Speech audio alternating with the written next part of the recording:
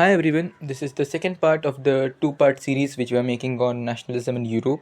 If you want to access the presentation directly, then you should go down and click on the link which will guide you directly to Google Slides. Okay, so sit and enjoy. Okay so hi welcome again. हमने पिछली बार जब हम थे यहाँ पे तभी जो conservative थे उन्होंने वापस पावर ले लिया था, जो भी कॉमन पीपल से, और फिर उसके बाद वापस उनका रिजीम सेटअप हुआ था, right. They form the treaty of Venice, जिसमें नेपोलियन ने जो भी एनेक्स किए गए थे, जो भी स्टेट्स एनेक्स किए थे नेपोलियन ने, वो सब वापस लिए गए नेपोलियन से, और फिर बांटे गए बाकी सब यूरोपियन स्टेट्स में। So we had France and all other states which had gone back to the conservative times. मतलब पुराने जमाने में वापस चले गए जहाँ पे वापस राजाओं का रूल था। So in this one, okay, in this slide we'll see कि कैसे कंजर्वेटिव रेजिम से यूरोप वापस डेमोक्रेसी की तरफ बढ़ा। Okay, so we are in 1830, year 1830 Europe and the treaty of Constantinople. So Constantinople, who knows where is this place? ये place आती है ग्रीस में। ओके, ये प्लेस ग्रीस में आती है। तो हम यही देखेंगे कि ग्रीस को कैसे इंडिपेंडेंस मिला था और फिर 1830 का यूरोप कैसे दिखता था। Okay, so the first topic is the sneeze of France. The sneeze of France. Okay, so let's C. After the 1815 Treaty of Vienna, liberalism and nationalism rose against the autocratic and conservative regimes. Revolution started to take place. इसका मतलब क्या है? देखिए, 1815 year में treaty of Vienna हुआ था, जैसे कि हमने पिछले बार देखा था। ओके, लिबरलिज्म और नेशनलिज्म थे, जो मतलब ऐसे जो भी लिबरल नेशनलिस्ट थे ना, जिनको अंडरग्राउंड जाना पड़ा था, वो अभी वापस बाहर आ रहे थे। क्यों? ये कंजर्वेटिव ऑर्डर को एंड करने के लिए, ये ऑटोक्रेटिक रूल जो है ना, राजाओं का रूल, उसको एंड करने के लिए। ओके, सो इसलिए बहुत सारे रिवोल्यूशन होना चालू हो गए थे 1815 के बाद। जुलाई 1830। ओके, तो जुलाई 1830 की बात है। The Bourbon dynasty of France was again overthrown by the French and new constitutional monarchy of Louis Philippe was set up. Okay, so पहले क्या हुआ था? लुइस 16 नाम का एक राजा था, देखो, जिसको हराया था फ्रांस के लोगों ने, फिर फ्रेंच रिवोल्यूशन किया था, फिर उसको हटा के एक वापस एक डेमोक्रेसी लाई थी। But then that democracy was again distorted by Napoleon Bonaparte, right. Napoleon के जाने के बाद वापस से वो बॉर्बन डायनेस्टी, वो लुइस 16 के बॉर्बन डायनेस्टी वापस आ गई। Okay, and now in July 1830 the Bourbon dynasty of France, जो भी बॉर्बन डायनेस्टी थी फ्रांस की, Bourbon is the name of dynasty. Okay, ये जो डायनेस्टी थी उसको अगेन ओवरथ्रो किया गया और फिर नई कॉन्स्टिट्यूशनल मोनार्की स्थापित की। कॉन्स्टिट्यूशनल मोनार्की मतलब क्या? कॉन्स्टिट्यूशन होता है, you have rules, but the head of state is still the king. Okay, तो किंग होता है but the king accepts to rule by the rules. मतलब किंग खुद खुद से कुछ नहीं कर सकता, किंग वही सब कर सकता है जो कि उस बुक में लिखा गया है, जो भी उस कॉन्स्टिट्यूशन पे लिखा गया है। Okay, so Louis Philippe was setup. Okay, Louis Philippe का एक कॉन्स्टिट्यूशनल मोनार्की सेटअप किया गया। इस जो केस था ये वाला जुलाई 1830 का, उस पे ऑस्ट्रियन ड्यूक मेटरनिच, ये कौन है आदमी? Austrian duke Metternich is the same person जो कि वो देखो हेड था इसका, किसका, ट्रीटी ऑफ वियना का हेड था। ओके, जो कि वर्सेल पैलेस में देखो ट्रीटी ऑफ वियना हुआ था पिछली बार, तो उसमें Austrian duke Metternich was the head of that party. Okay, party मतलब treaty, the head of that treaty, और फिर उसने सब कुछ ऑर्गेनाइज किया था कि कैसे क्या होगा। So Austrian Duke Metternich, after seeing the situation, predicted the future upcoming threat to the autocratic regimes of Europe and said, "When France sneezes, entire Europe collapses whole." Austrian duke Metternich ने इस situation को देख के ये कहा कि जब भी फ्रांस में कोई प्रॉब्लम होती है, whenever France sneezes, the entire Europe catches cold. Entire Europe catches cold मतलब क्या? जब भी फ्रांस में कोई प्रॉब्लम होती है, पूरे यूरोप में वो प्रॉब्लम फैल जाती है। ओके, तो this is the meaning of the sentence कि जब भी फ्रांस कुछ भी करता है, पूरे यूरोप को वो सर्दी पकड़ता है। Next, the cold caught by Europe. So first हमने ये देखा कि फ्रांस में क्या क्या हुआ, अभी हम ये देखेंगे कि इस रिवॉल्यूशन की वजह से यूरोप पे क्या असर पड़ा। Seeing this revolution of July, another set of revolts took place in Brussels, capital of Belgium, and broke Belgium from United Kingdom of Netherlands as a separate new state. Okay, सो ये जुलाई का जो revolution था, okay, उसको देख के Brussels जो था, देखो, इन ट्रीटी ऑफ वियना फ्रांस के ऊपर किंगडम ऑफ नेदरलैंड्स बनाया गया था, right. If you remember this, okay, जिसमें बेल्जियम भी था फ्रांस के ऊपर, बफर स्टेट था, किंगडम ऑफ नेदरलैंड्स था बफर स्टेट, राइट। तो फिर उसमें क्या हुआ, नेदर बेल्जियम का कैपिटल है ब्रसेल्स, जो कि हम इसमें होता है पावर शेयरिंग नाम का एक चैप्टर है सिविक्स में, so in that we learn about Brussels. Okay, Brussels is also एक पावर शेयरिंग का एक एग्जाम्पल है. तो बहुत सारे रिवॉल्ट्स हो गए ब्रसल्स पे. ओके. और इस रिवॉल्ट्स का ये क्या हो गया, इफेक्ट क्या हो गया रिवॉल्ट्स की वजह से, क्या हो गया, बेल्जियम एक नाम का एक नया देश बन गया. यूनाइटेड किंगडम ऑफ नेदरलैंड से बेल्जियम नाम का एक देश निकल गया था और एक कंप्लीटली न्यू स्टेट बन गया. Okay. So now there was France. So let's suppose this is France. इधर फ्रांस है. फ्रांस के ऊपर आ गया बेल्जियम. ओके. और फिर उसके ऊपर आ गया kingdom of Netherlands. This this situation even gave rise to a series of events in the Ottoman Empire, which caused the drafting of Treaty of Constantinople. Okay, तो क्या हो गया, ऑटोमन एम्पायर जो था, ऑटोमन एम्पायर था which was the empire of the Muslims. Okay. तो फिर उससे क्या हो गया, वो एम्पायर इधर था. सो लेट्स से इन बैल्कन स्टेट में था. ओके, विल सी आगे जाके कि बैल्कन स्टेट्स क्या होते हैं. तो उधर ऑटोमन एम्पायर था. ओके. सो बेसिकली सिचुएशन क्या ऑटोमन एम्पायर की, Ottoman empire in 15th century उन्होंने ग्रीस को कैप्चर कर दिया. Okay. And Greece is known as कि जो भी यूरोपियन सिविलाइजेशन है ना, पूरा जो यूरोप में जो भी कुछ भी हुआ है, उसका सबका स्टार्ट ग्रीस से हुआ था. ओके. फॉर एग्जाम्पल हम कैसे कहते हैं, so let's say we are in India, right, नहीं, let's say we are in China. Okay. तो चाइना का क्रेडल ऑफ चाइना क्या होगा, जो भी, ओके, इंडिया के एग्जांपल लेते हैं, that would be hard to say China वाला, बट देन ओके, अगर हम इंडिया की बात करें. ओके. तो इंडिया में देखो, इंडिया में प्रूफ के हिसाब से तो हड़प्पन सिविलाइजेशन होता है. तो हम क्या कहते हैं कि हड़प्पन सिविलाइजेशन से सब कुछ चालू हुआ. नब्बे से वो सही है गलत है वो अलग बात है, बट देन 20 है कि हड़प्पन सिविलाइजेशन से चालू हुआ, right.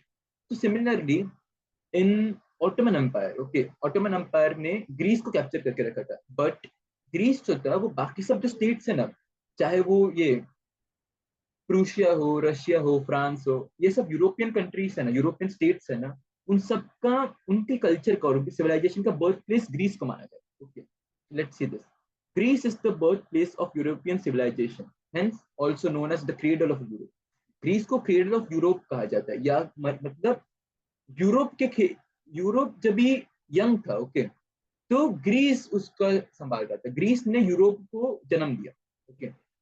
In 15th century, the Ottoman Empire of the Muslims captured Greece and annexed it. Okay, 15th century में Ottoman Empire ने कैप्चर कर लिया ग्रीस को.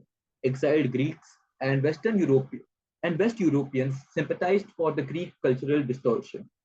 So what was happening was, Ottoman Empire जो था वो ग्रीस के कल्चर को बहुत ही ये कर रहा था, ग्रीस के कल्चर को तबाह कर रहा था. ओके. तो इससे क्या हुआ, इससे जो वेस्ट यूरोपियंस है और जो ग्रीक्स है, एक्साइल्ड ग्रीक्स मतलब क्या, वो ग्रीक्स जिनको अपने देश से बाहर निकाला गया, तो उनको बहुत ही ज्यादा सिंपैथी फील होने लगी, उनको बहुत ज्यादा बुरा लगने लगा कि Greece is our country but it is getting distorted by the Ottoman empire. तो उन्होंने क्या किया, let's see. Okay. So artisans and poets funded the war of Greece. For example, Lord Byron, who died of fever in war. Okay.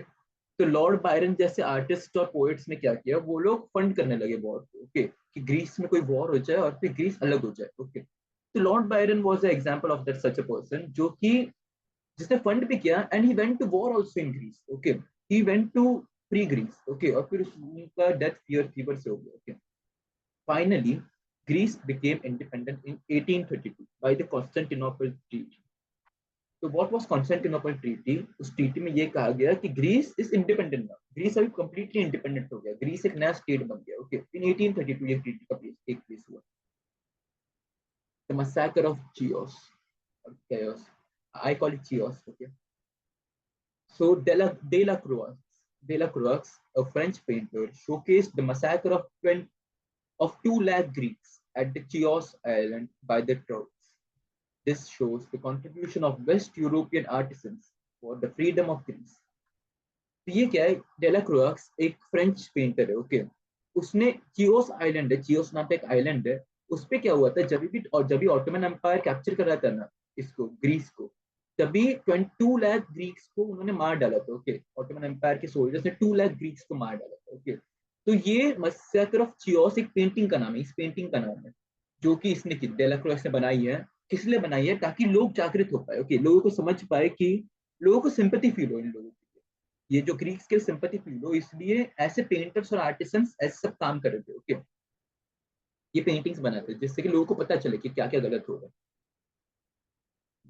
Change can I rename ये, maybe I can't rename, मेरा नाम Shubh 2020. Fine, that's fine. Romanticism and circumstantial revolts. तो हम अभी ये देखेंगे कि romanticism का मतलब क्या होता है and circumstantial revolts. Circumstantial revolts मतलब क्या होता है? ऐसे रिवॉल्ट्स जो सर्कमस्टेंसेस की वजह से हो गए, मतलब इनको लोगों ने प्लान नहीं किया, it just happened because circumstances ऐसे हो गए थे कि सिचुएशन ही ऐसी हो गई थी कि रिवॉल्ट्स हो गए, like forced revolts type. Okay, forced हो गए थे रिवॉल्ट्स करना। रोमांटिसिज्म, लेट्स सी फर्स्ट कि रोमांटिसिज्म क्या होता है। Romanticism is an attempt to unite people as a nation through common art forms, folklore, stories, and music. Romanticists criticize science and reasoning while focusing on emotions and the divine. Romanticism क्या है कि music, गाने और फिर stories के गाने और stories use करके लोगों को यूनाइट करना। ओके, सो लेट्स सपोज एक स्टोरी होगी। Okay, let's suppose we make a story कि हमारे कंट्री में पहले ये हुआ फिर ये हुआ। इससे क्या हो जाएगा, ये सब लोग यूनाइट हो जाएंगे ना, उनके सब में एक कॉमन फीलिंग होगी कि हमने सबने एक स्टोरी सुनी है, ये सब हमारे देश की स्टोरी है। तो people get united right by stories and populars. ये रोमांटिसिज्म यही है। ओके, कि म्यूजिक और स्टोरीज बनाना जिससे कि लोग यूनाइट करता है। रोमांटिसिज्म, रोमांटिसिस्ट जो लोग थे जो कि रोमांटिसिज्म फैलाते थे, उनको साइंस और रीजनिंग पसंद नहीं। ओके, बिकॉज साइंस और reasoning always criticizes. Okay, science हमेशा क्रिटिसाइज करता है तुम्हारे इमोशंस को। Science doesn't value your emotions, rather it values on reason. Okay, science facts को देखता है, ऐसे फैक्ट्स जो कि आज के जमाने में परखे जा सकते हैं। They don't see your emotions and they don't believe in God stuff. Okay, now let's say again. German philosopher Johann Herder believed German culture to be embedded in the common people. That's what the work in the form of folklore and spirit of nationalism. Volksgeist. Volksgeist. So basically क्या हो गया? German philosopher था एक John हर्डर नाम। Okay, उन्होंने क्या कहा? उन्होंने ये कहा कि जर्मन कल्चर है, जो जर्मनी का ऑथेंटिक कल्चर है, वो इन लोगों को नहीं पता, वो लोगों से डिस्कवर होना भी बाकी है। ओके, वो कल्चर अब तक बाहर नहीं आया। उस कल्चर को बाहर लाने के लिए आपको द वॉक मतलब पीपल, कॉमन पीपल को पूछना पड़ेगा। कॉमन पीपल के मन के अंदर और फिर उनके स्पीचेस के अंदर ये कल्चर फोकलोर्स और स्पिरिट के नाम में हिडन है। ओके, सो फोकलोर्स और स्पिरिट ऑफ नेशनलिज्म मतलब वॉक्स चेस। वॉक चेस मतलब क्या? नेशन के जो लोग हैं, जो कॉमन पीपल है, उनकी अपने नेशन की तरफ जो प्राइड की भावना रहती है, ओके, वो होता है वॉक्स चेस्ट। ओके, तो जो जर्मन कल्चर है according to John Herder is in people in the form of their love towards the nation. Okay, कैसे love towards the nation they describe, जो अपना जो उनका लव है ओके नेशन की तरफ, वो फोकलोर्स और स्टोरीज और म्यूजिक के नाम पे बाहर डालते हैं। ओके, बाहर लाते हैं। सो लेट्स सी इसका फायदा क्या। ओके, नाउ लेट्स सी कि रोमांटिसिज्म की वजह से एक्चुअली कुछ फायदा भी हुआ या फिर ये सिर्फ प्यार की भावना बढ़ाने के लिए कि लोगों में प्यार बना रहे हो, लोगों में यूनिटी बना ही रहे, इसके लिए सिर्फ था। Okay, so let's C. Poland, partitioned at the end of 18th century between Russia, Prussia, and Austria, kept its nationalism alive through its culture. तो पोलैंड ने क्या किया? पोलैंड नाम का एक देश है। Okay, so if you see Poland is just beside Germany. तो पोलैंड क्या कर रहा था? पोलैंड के ऊपर कब्जा कर लिया था रशिया, प्रूशिया, ऑस्ट्रेलिया ऑस्ट्रिया में। ओके, 18th सेंचुरी में रशिया ने, प्रूशिया ने और ऑस्ट्रिया ने मिलकर पोलैंड के ऊपर ये कर लिया था, एनेक्स कर लिया था पोलैंड को। तो पोलैंड में क्या था ना, ऑब्वियसली रशिया वगैरह, रशिया ने एनेक्स किया अगर पोलैंड को, तो रशिया, प्रूशिया और ऑस्ट्रिया अपने खुद के कल्चर को पोलैंड में डालेंगे। वो उनके कल्चर को रहने नहीं देंगे, right, as it is they will impose their own culture, right. तो इसके लिए क्या हुआ, इसके अपोज में क्या किया पॉलिश लोगों ने? तो for example Karol Kurpinski Karol Kurpinski ने क्या किया? Karol Kurpinski, okay wait, I don't know to spell this name. For example, Karel Kurpinski showcased independent struggle through opera and music, turning Polonaise and mazurka dances into nationalist symbols. मतलब carol carol जो बंदा था उसने क्या किया? उसने ये कहा कि हमारा हमारे हमको तो बैन लगाया गया है ना हमारे कल्चर को शो करने के लिए, तो उस टाइम पोलैंड के ऊपर बैन था कि वो अपने कल्चर को एग्जिबिट करता है। तो कैरल ने क्या किया? कैरोल क्या करता था? वो ओपेरा और म्यूजिक के थ्रू, ये जो डांसेस है ना, ये एक्चुअली आर्ट फॉर्म से डांसेस का फॉर्म है। ओके, पोलोनेस और मजूर का। तो ये तो डांसेस को उसने ओपेरा के थ्रू बाहर लाया। ओके, लोगों को दिखाने लगा वो ओपेरा के थ्रू ये डांसेस। इससे क्या हुआ? पोलोनेस और मजूर का नेशनलिस्ट सिंबल बन गए। मतलब वो नेशन को, जो पॉलिश नेशन है, जो पोलैंड है, उसको डेपिक्ट करने लगे एक बड़े स्केल में। नाउ पीपल, जो लोग थे, ओके, लोगों के मन में ये आ गया कि पोलोनेस और मजूर का हमारे लैंग्वेज, हमारे डांसेस है। तो इससे क्या हो गया, लोग यूनाइट होना चालू हो गया ऑब्वियसली। सो पीपल, अगर पीपल आइडेंटिफाई करने लग जाए कि पोलिनेज और मजदूर का हमारे, ओके, एक चीज को, so let's suppose एक mouse, okay, we have a mouse here, now I, if I say this is my mouse, और मेरे बाजू में कोई बैठा है वो कहता है कि दिस इज माय माउस, तो हम दोनों के लिए ये माउस हमारा एक यूनिटी फैक्टर हो गया, राइट? मतलब ये माउस हम दोनों को एक साथ जोड़ता है, तो इसलिए ये माउस जो हो गया वो एक नेशनलिस्ट सिंबल हो गया। अंडरस्टूड? ये समझा था मुझे। Use of language and romanticism, अभी इसको और भी ज्यादा गहराई से समझते हैं। After Russia's annexation of Poland, Polish language was banned, okay, and Russian was forced in entire Poland. In 1831, an armed rebellion took place against Russian rule, which was brutally crushed. Okay, तो Russia ने क्या किया, Russia ने Poland को annex कर लिया। किसने किसने किया था? रशिया ने, ऑस्ट्रिया ने, और कौन था? प्रूशिया था। ओके, रशिया, प्रूशिया, ऑस्ट्रिया ने पोलैंड को अनेक्स कर लिया था। तो स्पेसिफिकली जो रशियन पार्ट था, ओके, पोलैंड का, उसको क्या हुआ ये देखते हैं। Russia annex Poland, okay, Russia ने पोलैंड को एनेक्स कर लिया और फिर पॉलिश लैंग्वेज को बैन कर दिया। Okay, they said that only Russian language will be, Russian language जो है ना सिर्फ वही चलेगी पूरे पोलैंड पोलैंड में। उसके खिलाफ क्या हुआ, 1831 में एक आर्म रेबेलियन टेक प्लेस हुआ, मतलब लोगों ने हथियार उठा लिए और फिर रशियन रूल को वो लोग मारने लगे। ओके, रशियन रूल के ऊपर उसने उन्होंने हथियार हथियार उठा लिए।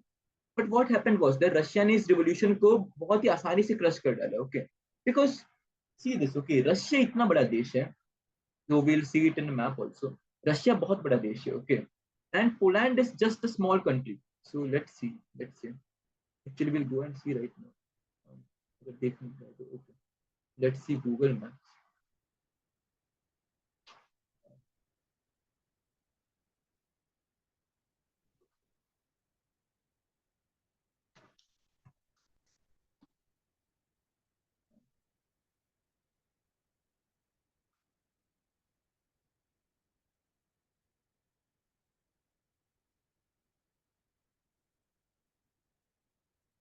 ओके, सो सी, फ्रांस यहाँ पे है, जर्मनी यहाँ पे, सी बेल्जियम देखो, ये भी हम देख लेते हैं। सो if you C this is France, okay, ये फ्रांस है।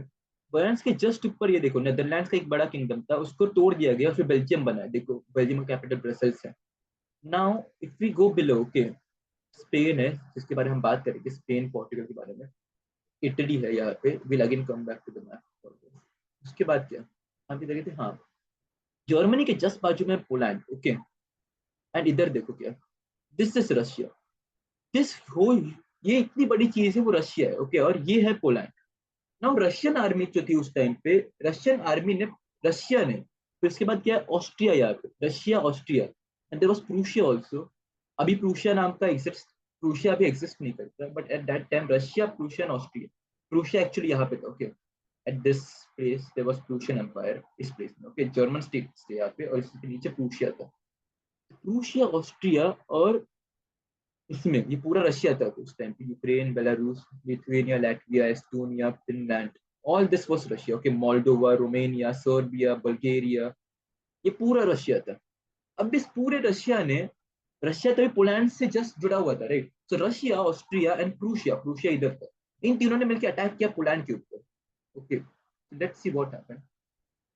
उसके बाद क्या हुआ, तो अभी उन्होंने पॉलिश लैंग्वेज को तो बैन कर दिया। अभी आर्म रेबेलियन हुआ रशिया के खिलाफ, रशिया के खिलाफ पॉलिश लोगों ने आर्म रेबेलियन किया। उसके बदले में क्या किया, रशियन आर्मी ने तो आराम से उस रेबेलियन को क्रश कर डाला।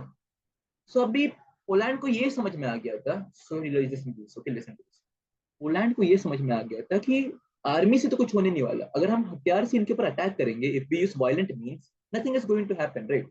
सो what did Poland's army, Poland people, Polish people do? Hence Poland's clerky class, जो भी क्लर्क्स थे, क्लर्क्स मतलब क्या होते हैं, काम करने वाले लोग थे, जो भी फैक्ट्रीज में काम करते, या जो फिर जो भी मालिक नहीं होते, जो भी मतलब उसके नीचे काम करते, okay, they work under some people. Poland's clerky class started using Polish for their work, उन्होंने पॉलिश को यूज करने लग गया काम के वक्त। Polish was used in church gatherings and for all religious instructions as a sign of struggle against Russian dominance. As a reply, bishops and priests were put in jail or sent to exile in Siberia by the Russians for refusal to preach in Russian. कुछ bishops और priest थे, okay, हमने ये देखा कि clergy class ने क्या किया, क्लर्जी क्लास ने पॉलिश स्पीक करना चालू कर दिया काम के वक्त। और फिर जो बिशप्स और प्रीस्ट थे, जो भी चर्चेस में समन्स देते, मतलब चर्च में जो भी जो भी चर्च में ये करते हैं कि चर्च की जो, मैं कैसे समझाऊं, जो लोग चर्च में सब पढ़ते हो, कि जो भी पास्टर होते हैं, तो जो भी प्रीस्ट होते हैं, या जो फिर बिशप्स होते हैं, ये सब चर्च के अंदर काम करते हैं, राइट। तो उन्होंने क्या किया, जो भी रिलीजियस इंस्ट्रक्शन थे, जो भी रिलीजन की लोग चीजें थी, उन सबको पॉलिश में डिलीवर करना ट्राई कर चालू कर दिया, ओके। इसलिए रशिया ने क्या किया, रशिया ने इन सबको, बिशप्स को और प्रीस्ट को और पास्टर्स को वगैरह, इन सबको उन्होंने साइबेरिया भेज दिया या फिर जेल में डाल दिया, okay. Sent exile in Siberia मतलब क्या, साइबेरिया भेज दिया एक्साइल में। तो साइबेरिया नीचे आता है, राइट, इधर पोलैंड यहाँ पे था, साइबेरिया एकदम नीचे आता है, रशिया के अंदर आता है, राइट। तो वहां पे भेज दिया। क्यों भेज दिया? For refusal to speak, for refusal to preach in Russian, Russian में प्रीच करने के मनाही करने के लिए उन्होंने साइबेरिया भेज दिया। Similar use of language was done by the Grimm brothers, okay, by going village to village, collecting popular German folktales into Grimm's fairy tales. This was attempt to unify German states as well as opposing French dominance to the Germans. तो Grimm brothers ने क्या किया, जो Grimm भाई थे, okay, Grimm surname के दो भाई थे, ओके।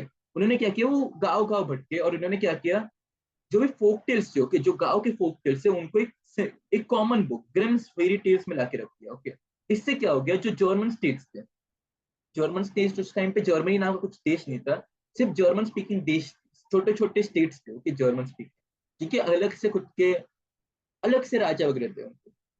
तो जर्मन स्टेट्स को क्या किया, यूनिफाई करने के लिए ग्रिम भाइयों ने ये सब किया, ओके। और भी एक रीजन था कि जो फ्रेंच लोग थे, ओके, फ्रांस अगर आप देखो तो जर्मनी के जस्ट नीचे आता है, ओके, इधर जर्मनी आता है, यहाँ पे फ्रांस आता है, ओके। तो उन्होंने क्या किया, ये जो ग्रिम भाई थे, उनका ये भी एक मोटिव था कि फ्रांस जो है वो जर्मन स्टेट्स के ऊपर डोमिनेंस स्थापित कर रहा है। तो इसलिए फ्रांस को अपोज करने के लिए हम खुद जर्मन लैंग्वेज में कुछ तो निकालें। Unemployment and French Republic. In 1830s, due to huge population growth, people outnumbered jobs, creating unemployment.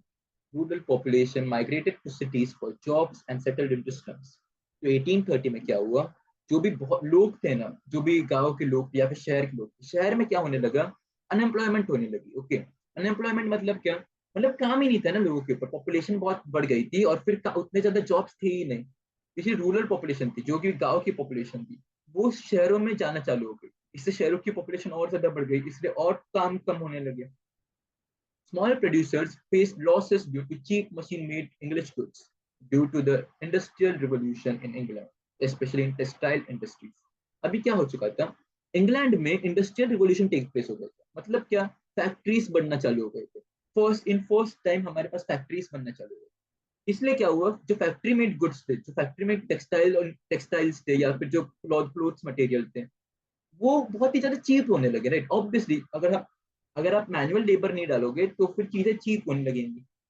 तो इन चीप चीप गुड्स के अगर ऑपोजिशन में देखे, तो जो छोटे छोटे प्रोड्यूसर्स थे फ्रांस के या फिर बाकी सब यूरोपियन देशों के, उनको बहुत ज्यादा लॉसेस होने लगे, क्योंकि लोग जो है वो इंग्लिश गुड्स खरीदने लगे, क्योंकि वो बहुत ज्यादा सस्ते हैं। तीसरी चीज क्या होने लगी, aristocracy made peasants struggle more under feudal dues. Also, a year of bad harvest, along with raised food prices, led to pauperism/poverty. Pauperism मतलब poverty होता है, okay? Just if you don't know, I have just मैंने slash भी डाला यहाँ पे। तो poverty बहुत बढ़ने लगी, क्यों? और बैड हार्वेस्ट का भी ईयर था। बैड हार्वेस्ट ईयर मतलब क्या, मतलब भाई बारिश ही नहीं गिरी उस टाइम पे, बारिश नहीं करी गिरी, फसल खराब होने लगी, इसलिए लोगों के पास बेचने के लिए, कुछ खाने के लिए कुछ चीज नहीं थी, ओके। ऊपर से क्या था, ये एरिस्टोक्रेट्स जो थे, मतलब क्या होता है, रिच पीपल, ओके। जो भी रिच पीपल है, उन्होंने क्या करना चालू कर दिया, उन्होंने पेजेंट्स को फ्यूडल ड्यूज में डालना चालू कर दिया। मतलब उन्होंने पेजेंट्स जो थे, जो भी काम करने वाले लोग थे, उनको उनको कर्जे के अंदर फंसाना चालू कर दिया, ओके। तो इससे क्या हो गया, इससे पेशेंट्स को और ज्यादा गुस्सा आने लगा, ओके। पेशेंट्स बहुत ज्यादा पेशेंट्स को रिवोल्ट करने के लिए फोर्स हो गए थे पेशेंट्स, ओके। सर्कमस्टेंसेस ही सब ऐसे हो गए थे कि पेशेंट्स को रिवोल्ट करना फोर्स्ड हो गया था। इसलिए क्या हो गया, इन 1848 French population finally came to the roads of Paris for protests. Louis Philippe was forced to flee, and a national assembly proclaimed a republic, granting suffrage to all men above 21, along with the right to vote. Employment centers were set up. Okay. तो क्या हो गया 1848 में, क्या हो गया, just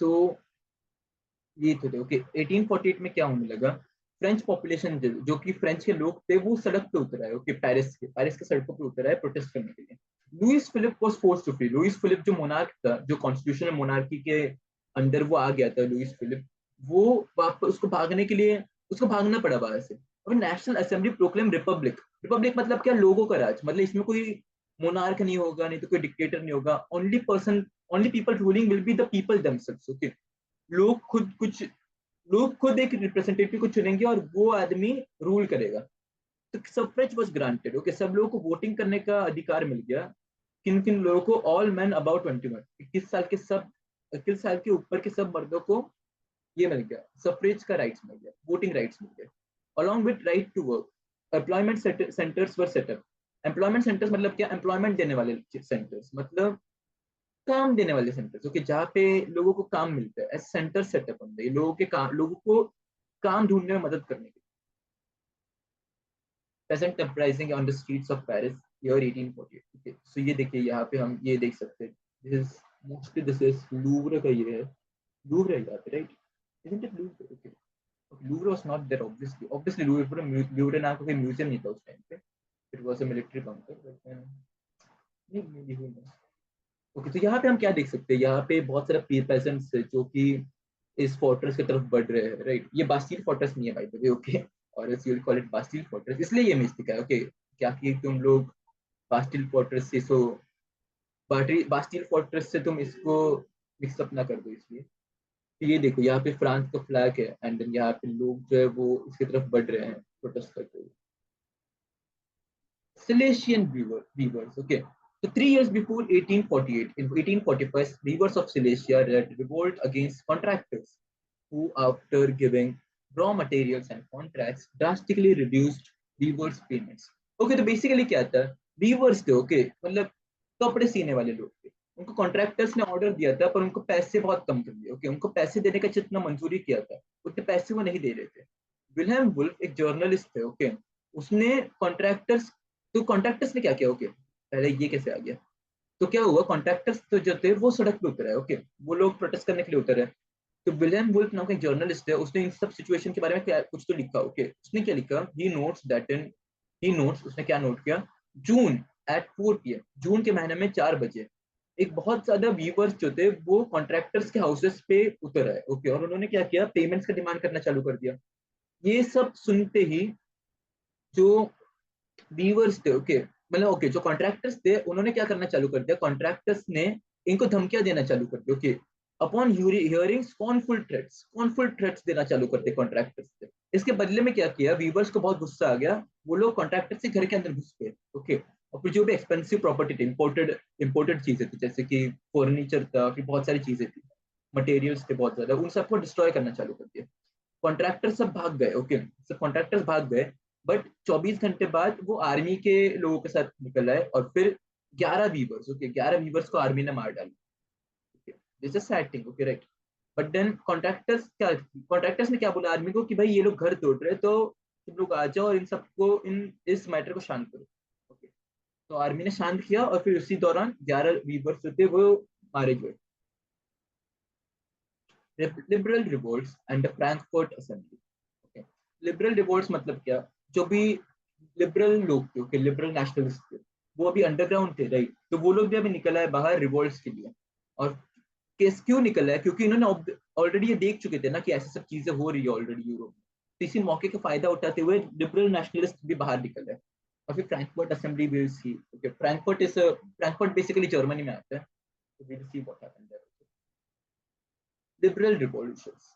Parallel to the revolts of poor and peasants, the educated middle class too joined, as now the monarch Louis Philippe was abdicated and republic gave suffrage to all.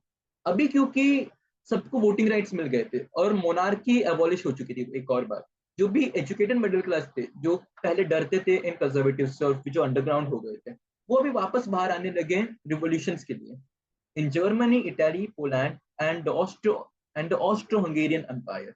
They combined demands for constitutionalism and national unification while taking advantage of ongoing unrest. तो जो भी unrest चल रहा था, जो भी बहुत ज्यादा हल्ला चल रहा था यहाँ पे, इस सब का फायदा उठाते हुए वो Germany, Italy, Poland and Austro Hungarian empire में वापस आ गए। ओके, वो लोग भी प्रोटेस्ट करना चालू हो गए। ओके, उनकी डिमांड्स क्या थी? कॉन्स्टिट्यूशनलिज्म, मतलब कॉन्स्टिट्यूशन का फायदा, कॉन्स्टिट्यूशन के ऊपर काम करना। ओके, मतलब कॉन्स्टिट्यूशन में जो लिखा हुआ है उसके ऊपर, मतलब वो, if something is written in constitution, उनका कहना क्या था? उनका कहना सिंपल था। Okay, if something is written in the constitution that should be followed, that's it. Okay, तो रूल्स बनाओ और फिर उस रूल्स को तुम ना ही तोड़ सकते हो ना ही तुम कुछ अपने हिसाब से कर सकते हो, रूल्स के हिसाब से देश चलेगा। ओके, और क्या था? कॉन्स्टिट्यूशनलिज्म तो था ही, ऊपर से क्या था? National unification. वो लोग नेशन को यूनिफाई करने की भी बातें करते थे। they pushed the idea for nation states while parliamentary principles, constitutions, freedom of press and freedom of association। तो उनको प्रेस और प्रेस का फ्रीडम चाहिए था, मतलब लोग कुछ भी छाप सके, लोग कुछ भी क्रिटिसाइज कर सके। फ्रीडम ऑफ एसोसिएशन मतलब क्या? एक साथ मिलने का फ्रीडम। ओके, पहले क्या था? पहले बैन था, right? So if you look at Napoleon Bonaparte's times, जब नेपोलियन ने कब्जा कर लिया था, बाकी सब स्विट्जरलैंड पे वो सब चीज होता है, स्विट्जरलैंड पे और बाकी सब जर्मन पे, जर्मन स्टेट्स पे भी कब्जा कर लिया था obviously. So what he did was, उसने लोगों के मिलने पर प्रतिबंध लगा दिया कि लोग अब मिल नहीं सकते। तभी ये जो रिवोल्यूशनरीज थे, लिबरल रिवोल्यूशनरीज थे, वो क्या चाहते थे? कि लोग वापस मिल पाए, फिर उनको क्रिटिसाइज कर सके कुछ भी।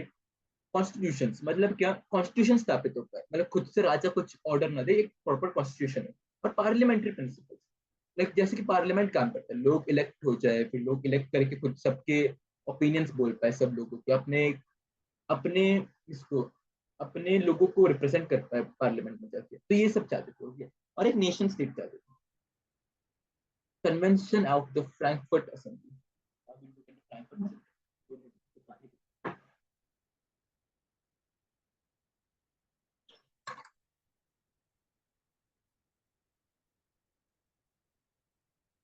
तुम लोग भी पानी पी लो यार, if you are still watching then you should drink water, stay hydrated।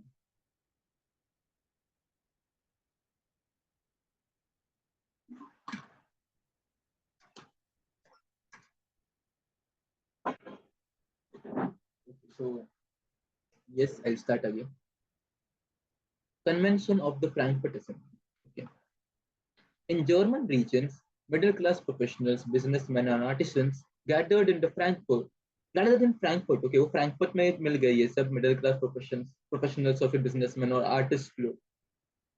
ये जर्मन स्टेट्स थे ना, पहले बहुत सारे जर्मन स्टेट्स थे। ओके, और सबको मिला के इन ये सब लोग फ्रैंकफर्ट में गैदर होते। ओके, और उन्होंने खुद से ही वोट कर दिया, उन्होंने खुद से ही एक जर्मन नेशनल असेंबली के लिए वोटिंग कर दी। Okay, on May 1848 831 elected members marched to Frankfurt Assembly in St. Paul Church to take oaths। तो इन लोगों ने क्या किया? इन लोगों ने खुद से ही वोटिंग कर दी और फिर 831 इलेक्टेड मेंबर्स को सिलेक्ट किया। ओके, इन्होंने 831 मेंबर्स को इलेक्शन किया गया। ओके, और इलेक्ट करके इनको अपना रिप्रेजेंटेटिव बना दिया। मे मे 1848 में ये लोग सब लोग सेंट पॉल चर्च में मार्च कर गए। ओके, सेंट पॉल चर्च के अंदर घुस गए और फिर ओट्स लेना चालू हो गया उनका, मतलब ये लोग ने खुद की एक असेंबली बना दिया सेंट पॉल चर्च पे। ओके, इस सेंट पॉल चर्च में असेंबली का नाम पड़ गया फ्रैंकफर्ट पार्लियामेंट। क्यों? क्योंकि सेंट पॉल चर्च फ्रैंकफर्ट में आता है। ओके, तो this Frankfurt parliament was formed by 831 elected members. उन्होंने क्या किया? they drafted constitution for a German nation to be led by the monarchy subject to the parliament। When this proposal and the crown of Germany was offered to monarch of Prussia, Frederick William four. Okay, इसके okay तो ये Germany का crown जो है वो Frederick William four, एक राजा है Prussia का मोनार्क है, उसको ऑफर किया गया और उसको कहा गया कि आप मोनार्कियल गवर्नमेंट फॉर्म कीजिए। मोनार्क, अब मोनार्की रहेगी। Okay, there will be parliament, there will be constitution, और फिर देश को हम लोग ही रन करेंगे, मतलब 831 ये जो इलेक्टेड मेंबर्स है वो लोग देश को रन करेंगे। ओके, बट स्टिल जो भी देश है उसका हेड होगा एक मोनार्क। कौन monarch? Frederick William will be the head of this nation, head of the state. और उसको पार्लियामेंट, और पार्लियामेंट जो है वो उससे ऑर्डर्स नहीं लेगी, पार्लियामेंट जो है उसको राजा ही निर्णय देगी, बट पार्लियामेंट रन करेगी देश को। okay? उस तीसरी बात क्या है? Women, although they were active women, or though they actively participated in the liberal movements, they were still not granted suffrage rights and were only admitted as observers in the Frankfurt Parliament। तो जो women थी, okay, जो भी महिलाएं थी, महिलाओं को क्या हुआ? महिलाओं को उन्होंने सिर्फ ऑब्जर्वर के रूप में फ्रैंकफर्ट असेंबली में आने दिया। Okay, they did not give them voting rights और फिर सफरेज राइट्स नहीं मिले उनको। ओके, हालांकि उन्होंने बहुत ज्यादा एक्टिवली पार्टिसिपेट किया था लिबरल मोमेंट्स में। ओके, जैसे कि क्या, उन्होंने बहुत ज्यादा प्रोटेस्ट किया थे, नहीं तो वो भी बहुत ज्यादा मार्चिंग मार्चिंग तो उन्होंने भी की थी, राइट, बट स्टिल उनको सफरेज राइट्स नहीं। सॉरी फॉर स्टटरिंग एक्चुअली, क्योंकि हाँ यस, ये बहुत देर जब तुम बोलते हो कि तब भी तुम may be you start stuttering. Okay, never mind, okay just go next. Frankfurt parliament of 1848। While the 831 elected members are taking oath in the church, women are serious observers in the upper gallery. Also notice the lady representing the German states at the top of the parliament. Okay, तो अगर हम इसको देखें, इस parliament को देखें, तो हमें क्या क्या दिखाई देता है? पहले तो इधर फ्लैग्स दिखाई देते हैं। ओके, ये जर्मनी का फ्लैग्स। ओके, ये जर्मनी के फ्लैग्स है। नीचे हमें बहुत सारे लोग दिखाई पड़ रहे हैं जो कि ब्लैक कोट्स बैठे हुए हैं। अगर हम ऊपर देखें यहाँ पे, let's see up here. Okay, अगर हम ऊपर देखें तो हमें क्या दिख रहे हैं? बहुत सारे विमेन दिख रहे हैं, right, we are seeing many women, right.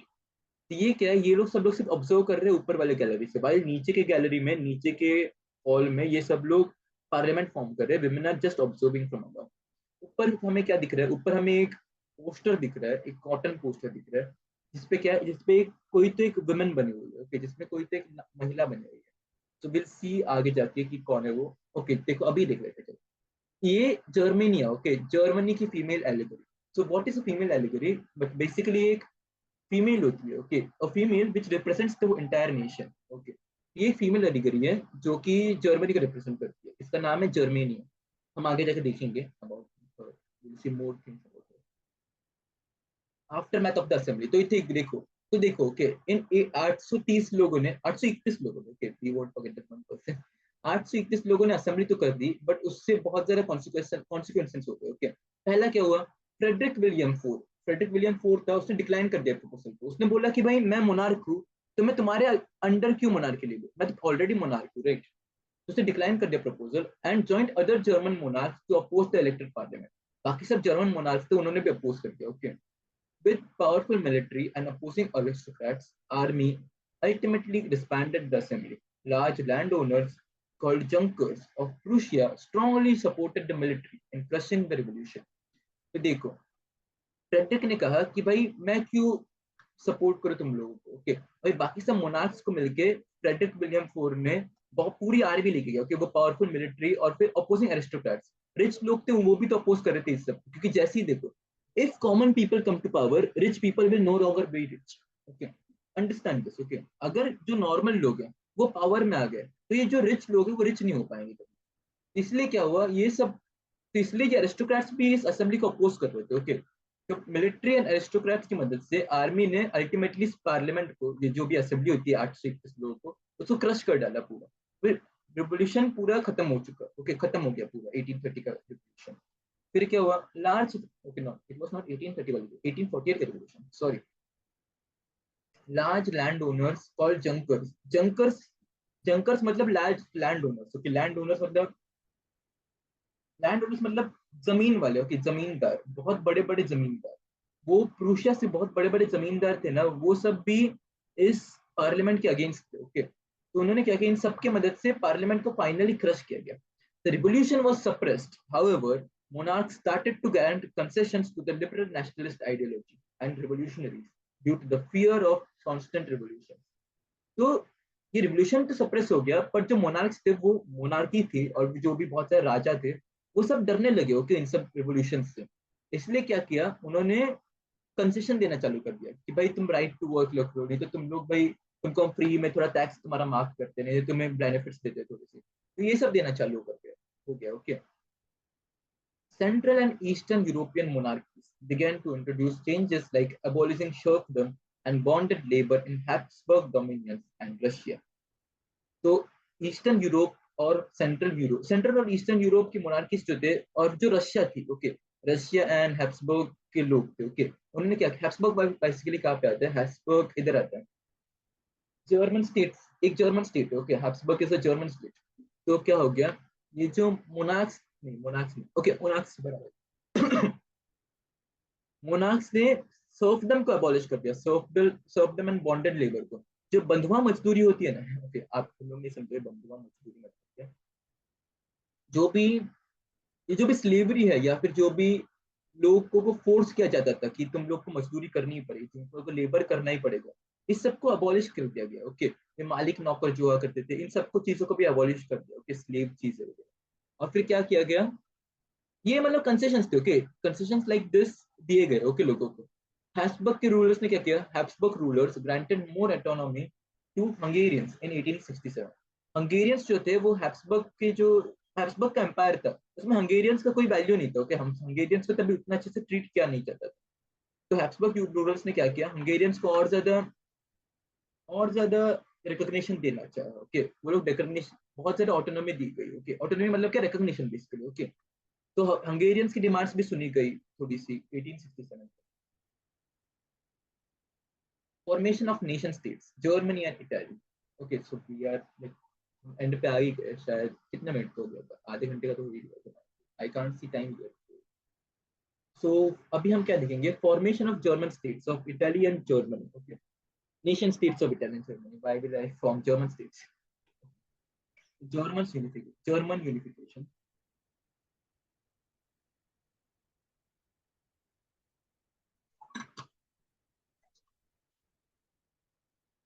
Here I have Captain America sitting there, so he's also watching this.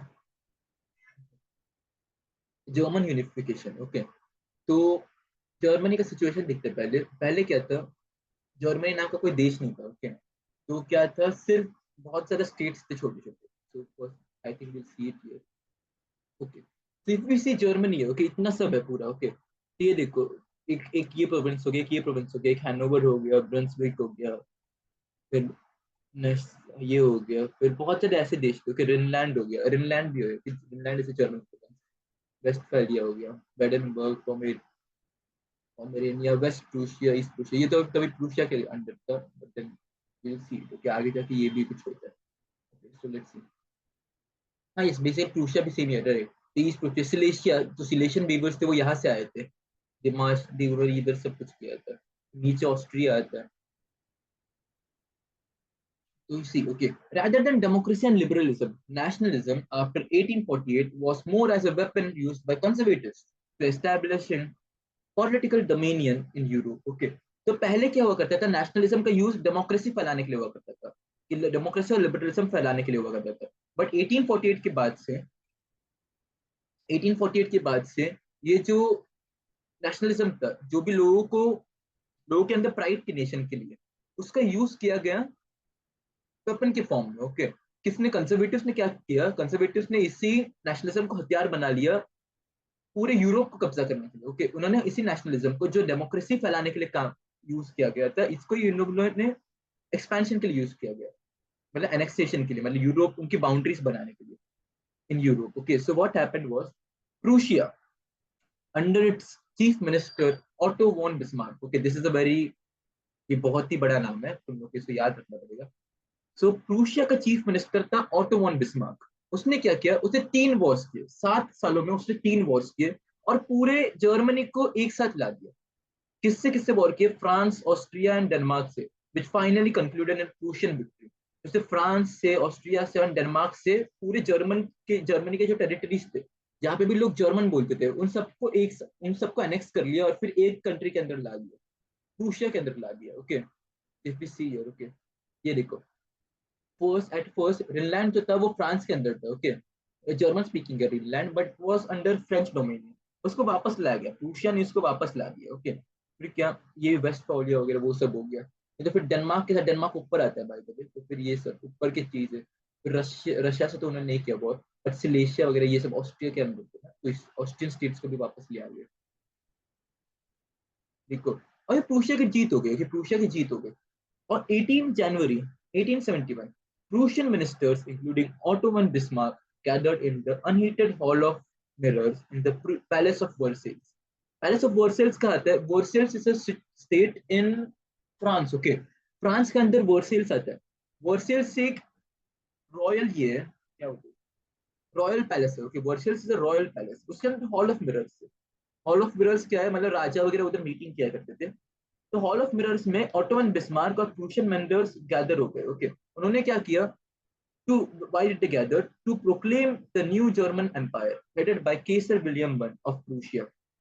तो उसने उन्हें प्रूशियन एम्पायर को है ना जर्मन एम्पायर का नाम दे दिया और उसको क्या कर दिया, उसको नए जर्मन रूलर केसर विलियम के अंदर स्थापित कर दिया। ओके, नए जर्मन रूलर नहीं, he was ruling Prussia by the way, तो नया जर्मन रूलर नहीं हो गया, पर एक नया जर्मन एम्पायर का एस्टेब्लिशमेंट हो गया। ओके, एंड प्रूशिया का जो रूलर था केसर विलियम था, जिसके अंदर ऑटो और जिसका केसर विलियम का चीफ मिनिस्टर ऑटोवन बिस्मार्क था, राइट। तो ऑटोवन बिस्मार्क ने केसर विलियम को पूरा जर्मनी का एम्पायर ही दे दिया, राइट। और फिर उसका कोरोनेशन हो गया hall of Versailles, hall of mirrors में in the palace of Versailles. The nation building process in Germany had demonstrated the dominance of Prussian state power.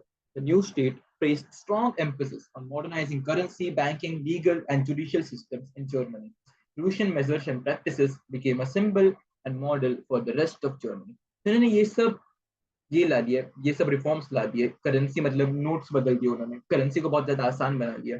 फिर क्या बैंकिंग मतलब जो ट्रेड्स हुआ करते थे उसको आसान बना दिया। लीगल एंड जुडिशियल सिस्टम्स मतलब उन्होंने जो कॉन्स्टिट्यूशन है, जो भी कानून है, कानून को बहुत सारा उन्होंने स्ट्रिक्ट कर दिया। ओके, जर्मनी में बहुत ज्यादा फायदे हुए ओके नेशन स्टेट बनने के। Caricature of Otto von Bismarck. Okay, तो इधर क्या है, इधर हमें ऑटोवन बिस्मार्क दिखते हैं और फिर उनके हाथ में क्या है, उनके हाथ में एक ये है, एक हंटर है, हमें इसमें तो हंटर ही बोलते हैं। Do we call it a leash? Okay, belt बोलते हैं ना। ओके, तो बेसिकली इसमें हंटर है उनके हाथ में और फिर वो क्या कर रहे हैं, इधर सब जो भी असेंबली ओके जो भी पार्लियामेंट है उसको उसको ऑटोमन बिस्मार्क ने ये कर दिया था ना, क्या कर दिया था, डिसबैंड कर दिया था, राइट। तो this is the same thing. Okay, caricature of Otto von Bismarck in the German Reichstag parliament. This shows the power of German military against democracy attempts and its role in unifying Germany under Kaiser William two. Okay wait, it is Kaiser William one और two, देखते हैं Kaiser William two होगा, right. हाँ हाँ वही exactly one था right exactly that's not why is why is to, it is one. Okay, ये सब ये मैं चेंज करता हूँ कि केसर विलियम वन है, पिछले साइड में हमने देखा right was one. Kesar William one के अंदर उन्होंने ये पूरा जर्मनी को यूनिफाई कर दिया और फिर जो भी डेमोक्रेसी के अटेम्प्ट्स हुआ करते थे, जो भी लोग ये कहते थे कि भाई लिबरलिज्म होगा नहीं तो भाई अब से हमारा रूल होगा, ये सबको बहुत ही शांत करते हैं। ओके, जैसे कि हम इस पेंटिंग में भी देख रहे हैं राइट। सभी जो भी पार्लियामेंट के लोग हैं, जो भी शांति की बातें करने वाले लोग हैं, सब लोग नीचे झुके हुए हैं और ऊपर है Ottoman Bismarck with hunter in his hand, German empire and proclamation. तो यहाँ पे देखो this is hall of mirrors. यहाँ पे अगर आप देख सकते हो तो वी हैव मेनी पीपल, बहुत सारे लोग गैदर हो चुके हैं और फिर Ottoman Bismarck also, we can see Ottoman Bismarck also here, and then Kaiser William I की coronation हो गई। ये हॉल ऑफ मिरर्स का ये ओके, हॉल ऑफ मिरर्स की पेंटिंग है इन द पैलेस ऑफ वर्सेल्स। ये पैलेस ऑफ वर्सेल्स है, इसके अंदर hall of mirrors. as we can see here, we can see many mirrors also here, maybe that's why it is called hall of mirrors, there are many mirrors। okay, इधर क्या है, ये देखो, ये जो ब्लू चीजें दिख रही है, ये जो भी आप पर्पल में देख रहे हो, ये प्रूशियन एम्पायर है। ओके, प्रूशियन एम्पायर इतना आगे बढ़ चुका था। ये क्या है, conquered by Prussia and Austria Prussia war.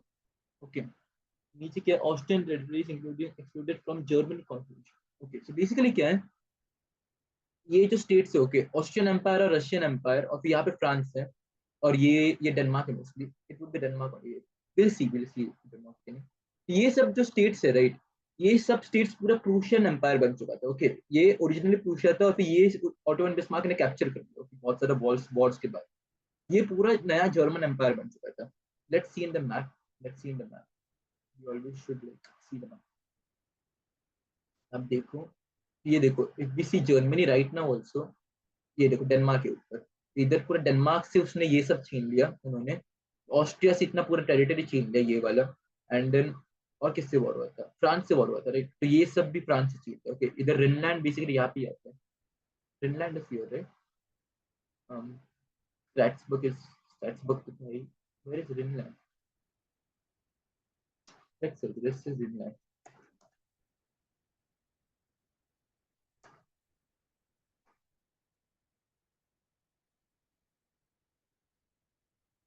Okay हाँ, रिनलैंड यहाँ पे। ओके, तो रिनलैंड भी छीन लिया, इस रिनलैंड पहले फ्रांस के पास था तो वो भी छीन लिया। ओके, वो भी कैप्चर कर लिया। नाउ लेट्स सी कि हम 20 तक पहुंचे। Okay, we are just fast. Italy's political backdrop, अगर हमने अभी जर्मनी के बारे में पढ़ लिया, let's see now Italy. Okay, Italy को देखते हैं, इटली को देखते हैं। वी सी इटाली और Italy. Okay, I will call it Italy from now onwards. Italians were scattered all over several dynastic states, as well as the multinational Habsburg Empire. During the middle of 19th century, Italy was divided into 7 states. Sardinia Piedmont, which was ruled by Italian princely house. The north was under Austrian Habsburg. Center was papal states ruled by the Pope. Southern regions, with Kingdom of Two Sicilies, were under the dominion of Bourbon kings of Spain. Okay. तो क्या हो गया ये देखो क्या, फिर सब मजीद ने सीक्रेट सोसाइटीज फॉर्म कर दी थी इटाली के यूनिफिकेशन के लिए। हाउएवर क्या हो गया, रिवोल्यूशंस वगैरह, रिवोल्यूशंस जो थे वो फेल होना चालू हो गए, राइट। फिर जो भी लिबरल नेशनलिस्ट थे उनको अंडरग्राउंड होना पड़ा। दोनों 1831 का रिवोल्यूशन भी फेल हो गया एंड देन 1848 का रिवोल्यूशन भी फेल हो गया। तो सी 1814 का रिवोल्यूशन क्या था, वो वाला रिवोल्यूशन, फ्रैंकफर्ट वाला रिवोल्यूशन 1848 वाला रिवोल्यूशन था, राइट। एंड 1831 वाला रिवोल्यूशन तो वो था, सी विल सी, यहाँ पे देखो देखो, 1848 देखो फ्रैंकफर्ट पार्लियामेंट एंड देन 1830 वाला रिवोल्यूशन तो जस्ट बाद हुआ था। देखो ये फ्रांस का रिवोल्यूशन हुआ था, फ्रांस का, फ्रेंच रिवोल्यूशन, यस आफ्टर 18 जुलाई 1830। तो 1831 में पूरे यूरोप में ये देखो स्नीज चालू हो गया था, और फिर ये ड्यूक मेटरनिच ने भी कहा था कि when France sneezes the entire Europe clutches cold, right. यही है, ओके। इसी रिवोल्यूशन, ये दो रिवोल्यूशंस फेल हो चुके थे, right. So what happened was that तो सार्डिनिया पिएडमोंट, जो भी सार्डिनिया पिएडमोंट में इटालियन प्रिंसली हाउस था, okay. Sardinia Piedmont was ruled by Italian princely house. मतलब क्या, जो इटाली के एक्चुअल किंग्स थे ना, इटालियन किंग्स, वो सार्डिनिया पिएडमोंट के आइलैंड पे रहा करते थे, ओके। इटाली पहले तो सेवरल डायनास्टिक स्टेट्स में, मतलब बहुत सारे स्टेट्स थे इटाली में जो कि अलग अलग रूलर्स के अंडर थे, ओके। हैब्सबर्ग एम्पायर ने भी थोड़े से स्टेट्स को कब्जा कर लिया था, ओके। ये सब चीजें थी। Then what happened was that Giuseppe Mazzini के अटेम्प्ट्स तो फेल हो चुके थे, और इटालियन सीक्रेट सोसाइटीज भी रिवॉल्यूशंस के फेलियर के कारण बहुत ज्यादा वीक हो चुकी थी। तो Victor Emmanuel, okay, Sardinia Piedmont का राजा है, किंग विक्टोर इमानुएल टू। उसके ऊपर ये जिम्मेदारी आ चुकी थी कि वो अभी यूनिफाई कर दे इटालियन स्टेट्स को, वॉर का यूज करके, ओके। तो एरिस्टोक्रेट्स के लिए, और एरिस्टोक्रेट्स भी इसके फेवर में थे, ओके। क्यों फेवर में थे, क्योंकि a unified Italy offered them possibility of economic development and political dominance. तो एरिस्टोक्रेट्स को बहुत और ज्यादा पॉलिटिकल डोमिनेंस मिल जाता, ओके, और पैसे भी बहुत ज्यादा मिल जाते, ओके। तो bigger the country the bigger are its resources. तुम्हारे पास बड़ी कंट्री होगी, तुम्हारे पास और ज्यादा रिसोर्सेस होंगे, राइट। इसलिए एरिस्टोक्रेट्स को भी यही चाहिए था, और फिर विक्टोर इमानुएल के ऊपर ये जिम्मेदारी हो चुकी थी कि भाई वो अभी वॉर करे और फिर पूरे इटाली को अपने अंदर कैप्चर कर ले। तो let's talk about Giuseppe Garibaldi. Giuseppe Garibaldi in 1833 met Mazzini and joined the Young Italy movement and participated in a Republican uprising in Piedmont. Okay, Sardinia, Piedmont में like दो अलग states. Okay, Sardinia is different and Piedmont is different, but they are too close to be called Sardinia, Piedmont. Piedmont में एक uprising हुई थी, एक revolt हुआ था, उसको उसमें participate किया था इसमें गिuseppe गैरिबाल्डी ने उसमें participate किया था, okay, 1834 में। बट ये क्या हुआ, ये जो अपराइजिंग थी वो सप्रेस की गई, okay. This uprising was suppressed and Garibaldi had to flee to South America, where he lived in exile. In 1854, he supported Victor Emmanuel II in efforts to unify Italy and led the famous army to South Italy. He gathered local support in campaign and named them as Red Shirts. Okay. इसने क्या किया, जो south में Sicilian kingdom थे, kingdom of two Sicilies था, उसके ऊपर ये चढ़ गया, ओके। चढ़ गया मतलब ऐसे उसने उसके ऊपर अटैक कर दिया, ओके। और फिर अटैक कैसे किया, ही लेड द आर्मी, वो आर्मी को लेके गया। एंड साथ ही साथ उसने लोकल जो लोग थे ना, जिनको एक्चुअली में एक कंप्लीट टैली चाहिए था, इन लोकल लोगों को भी वो अपने साथ लेके गया, ओके। लोकल लोगों के पास आर्मी वाला ट्रेनिंग तो नहीं होगा, तो वो अलग होंगे। उन लोकल लोगों को जो आर्मी के अंदर वो इंकॉपरेट करते गया, उनको वो रेड शर्ट्स बुलाते थे, ओके। जैसे Garibaldi used to call them red shirts, okay. So he won, actually Giuseppe Garibaldi won kingdom of two Sicilies for him, और किसके लिए, विक्टोर इमानुएल के लिए, ओके। इसलिए विक्टोर इमानुएल को बहुत ज्यादा सपोर्ट किया। He led an army of volunteers to Rome to fight Papal states where a French garrison was stationed. Red shirts were Red shirts proved were no match against combined French and Papal troops. It was only in 1870, during the war with Prussia, France withdrew its troops from Rome and the Papal states finally joined it. Papal states बीच में आते हैं, okay, we'll see map after some time. Okay, हम अभी Google map भी देखेंगे और ये वाला मैप भी देखेंगे। सो व्हाट हैपेंड वाज दैट तभी उस टाइम पे पेपर स्टेट्स जो थे, मतलब बीच वाले स्टेट्स थे, जो कि पोप के अंदर थे, मतलब जो कि इटालियन चर्च के अंदर थे, उनके ऊपर फ्रांस का कब्जा था। ओके, फ्रांस का कब्जा था। तो ये जो रेड शर्ट्स थे, जो कि नॉर्मल लोग थे, ओके, नॉर्मल लोग थे, जिनको गुसेप गारिबाल्दी ने चलते चलते अपने फ्रेंच के आर्मी में इनकॉर्पोरेट कर दिया था, वो एक्चुअल आर्मी के लिए तो कोई मैच ही नहीं थे, right? They were no match against combined French and the papal troops. तो क्या हुआ, 18 1854 में वो गया था, बट 1870 तक वो जीत नहीं पाया। ओके, ओनली इन 1870 वो जीत ही नहीं पाया। Okay, actually Joseph Garibaldi never won the people states.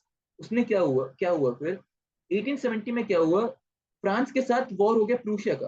Prussia ने वॉर कर दिया फ्रांस के साथ। ओके, इसीलिए क्या हो गया कि फ्रांस को अपने ट्रूप्स है वो रोम से हटा के यहाँ पे लाने पड़े, राइट? रोम से हटा के, मतलब पेपर स्टेट से हटा के वापस फ्रांस के अंदर लाने पड़े due to shortage of troops.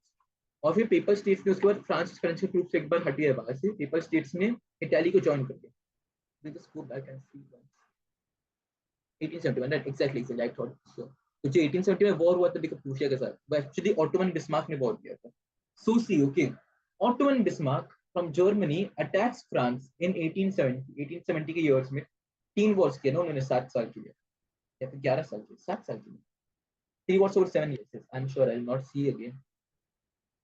7 साल में उन्होंने 3 वॉर्स किए, और फिर 1870 में जो वॉर चालू था इसके ऊपर, फ्रांस के ऊपर, प्रूशिया का, मतलब Ottoman Bismarck was leading a war on France. Okay, तो इसलिए फ्रांस ने अपने ट्रूप्स इटाली से हटाए। अब जैसे उसने इटाली से ट्रूप्स हटा दिए, इटालियन ट्रूप्स ने पेपर स्टेट्स को अपने अंडर इनकॉर्पोरेट कर दिया। You understood? तो एक भी चीज फ्रांस के साथ होती है, पूरे यूरोप में उसका बहुत ज्यादा ये होता है, इफेक्ट देखने को मिलता है। अगेन वी सी की ऑस्ट्रियन ड्यूक मैटरनिस की बातें सच हो रही है। Whenever something happens in France, entire Europe catches hold.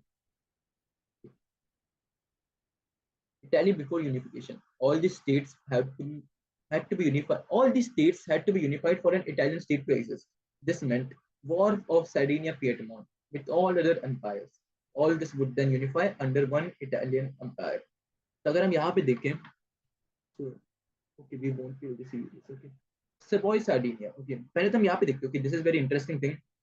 पहले तो ये है, ओके, सार्डिनिया पिएटमोंट का आइलैंड, ये दोनों है। ओके, नीचे हम देखे थे kingdom of two, both Sicilies, kingdom of two Sicilies. Okay, one and two Sicilies basically. Two Sicilies में किसका राज था? बॉर्बन किंग्स का।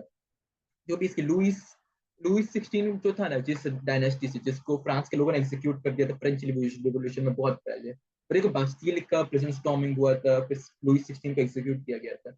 उसी के भाई है ये वाले। ओके, उसी के 2 भाई थे, किंगडम ऑफ टू सिसिलीज के राजा। ओके, तो ये दोनों यहाँ पे थे। फिर उसके पेपल स्टेट्स ये देखो यहाँ पे बीच में आता है।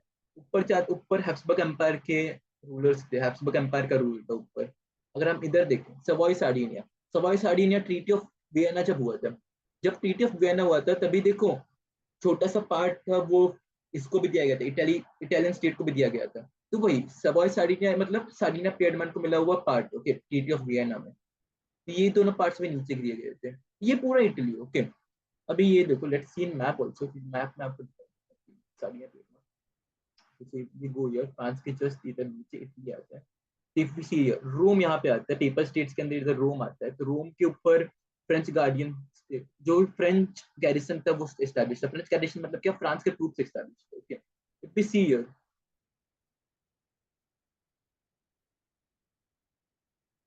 This place is Sardinia Piedmont. Okay, ये दो प्लेसेस जो है ना, ये दो प्लेसेस है सार्डिनिया पिएडमोंट। तो अगर हम देखिए, ओके, पूरा इटली इधर है। Okay, and Sardinia Piedmont is here. तो अगेन हम इस बात के ऊपर ही फोकस कर सकते हैं कि कैसे aristocrats, although small in number, rule over a large territory. Okay, उनके अगर जब इटली यूनिफाई होता है तो just see this, right? Sardinia Piedmont के अंदर पूरा इटली आ जाता है। यू सी दिस, देखा आपने? ये सब चीजें होती हैं। I don't think will need map again, but let's just keep it, should be go again. Italian unification कैसे हुआ ये भी देख लेते हैं। पूरी यूनिफिकेशन ऐसे था, आखिर यूनिफिकेशन कैसे हुआ? चीफ मिनिस्टर कैबोर, इटाली का भी एक चीफ मिनिस्टर था कैबोर। ओके, किसके अंडर था? इसके अंडर कौन बोलते उसको, अपना जो जो इटाली का राजा था, विक्टोर इमानुएल। विक्टोर इमानुएल के अंडर उसका चीफ मिनिस्टर था Cavour. Okay, Cavour led the movement of Italian unification. He was neither a revolutionary nor a democrat. Like other Italian elite, he spoke French much better than his state Italian. Okay, तो जो इटाली के elites थे, okay, उन लोगों को Italian state से कोई लेना देना नहीं था। उनको ये था कि भाई हम लोग सिर्फ अमीर रहे, ओके। इसलिए कैवोर भी एक इटालियन एलिट का ही पार्ट था, and he spoke French better, okay. Cavour was neither A revolutionary nor a Democrat, okay. He was more of a aristocratic person जो बहुत ज्यादा रिच हुआ करते थे, एंड कंजर्वेटिव पर्सन। कंजर्वेटिव तो ऑब्वियसली थे, right? क्योंकि उसको राजा का राज चाहिए था, obviously. Through a tactical diplomatic alliance with France, Cavour, by Cavour, Sardinia-Piedmont defeated the Austrian troops in 1859. A large number of armed volunteers under Giuseppe Garibaldi joined the army. उसने क्या किया, Cavour ने क्या किया, फ्रांस के साथ उसने alliance कर दिया, ओके। अलायंस, फ्रांस के साथ एक डिप्लोमेटिक अलायंस कर दिया, ओके। क्यों कर दिया ये? इसलिए कर दिया क्योंकि देखो, now listen this, okay. Austria जो था, ऑस्ट्रिया कॉमन एनिमी था। अब प्रूशिया की बात नहीं कर रहा, ऑस्ट्रिया की बात कर रहा हूँ। ऑस्ट्रिया कॉमन एनिमी था फ्रांस और इसका, फ्रांस का और इटली का, ओके। दोनों ने अलायंस कर दिया कि हम दोनों मिलकर इसको हरा दिए। तो सार्डिनिया पिएटमोंट जो था, जो कि विक्टोर इमानुएल के अंदर था, उसने ऑस्ट्रियन ट्रूप्स को हरा दिया, ओके, 1859 में। A large number of armed volunteers again under Giuseppe Garibaldi joined the army. हम वापस देख सकते हैं कि गिसेप गारिबाल्डी का जो भी कंट्रीब्यूशन है अपने इटालियन स्टेट को बनाने के लिए, we can see it again, क्योंकि उसने आर्मी के अंदर रेड शर्ट्स को इनकॉर्पोरेट कर दिया।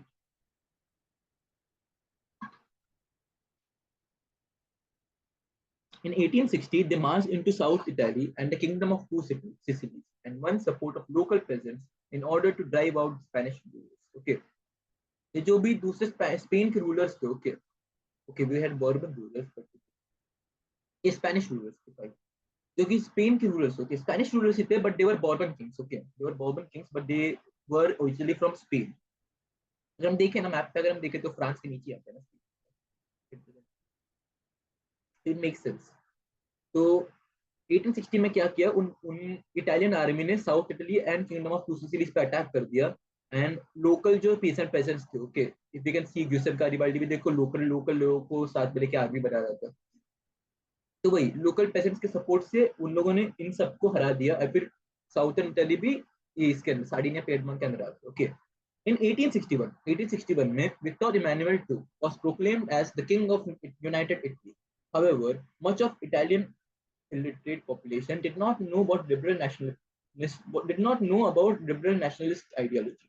The peasants under Garibaldi, the peasants under Garibaldi in southern Italy, never heard of Italia and believed that Italia was Victor Emmanuel's wife. Okay. तो देखो, जो भी अनपढ़ लोग थे, ओके, जो भी अनपढ़ लोग थे इटाली में, और पेसेंट्स थे गारिबाल्डी के अंदर, ओके, उन सबको क्या लगने लगा कि विक्टर इमानुएल को इटली का किंग बोल दिया ना, इटली का किंग प्रोक्लेम किया गया 1861 में। बट ये जो भी अनपढ़ लोग थे, उनको क्या लगा, इटालियन नाम का तो कोई जगह ही नहीं है, इटालियन इटालियन नाम उन्होंने कभी सुना ही नहीं था ना। तो उनको लगा कि ला टालिया विक्टर इमानुएल की वाइफ है, okay.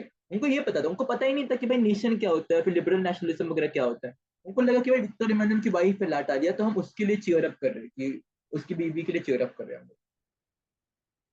गारिबाल्डी and Victor Emmanuel two, तो देखो यहाँ पे एक पॉपुलर इमेज है, this is Garibaldi and this is Victor Emmanuel two. Garibaldi helping King Victor Emmanuel II of Sardinia Piedmont to pull a boot named Italy. Okay, यहाँ पे देखो एक boot दिख रहा है इटली नाम का। The English caricature of okay, ये इंग्लिश कैरिकेचर है। एक इंग्लिश कैरिकेचर मतलब क्या, ब्रिटेन में बना हुआ ये चीज है, okay. This represents Garibaldi's victory in conquest of two Sicilian states from the Bourbon kings, okay. तो नीचे से क्यों पुल अप कर रहे हैं, बूट मतलब क्या, बूट मतलब नीचे का पार्ट, राइट। तो अगर हम इटली को देखें, पूरा इटली में नीचे आता है kingdom of two Sicilies, okay. तो गारिबाल्डी ने किंगडम ऑफ टू सिसिलीज को इसके अंडर ला लिया था ना, विक्टोरिया इमानुएल के अंदर। तो ये इमेज वही दिखाया है, Britain and European imperialism, okay. Will see about Britain also, सबके बारे में देखेंगे, ब्रिटेन के बारे में देखेंगे, क्यों नहीं।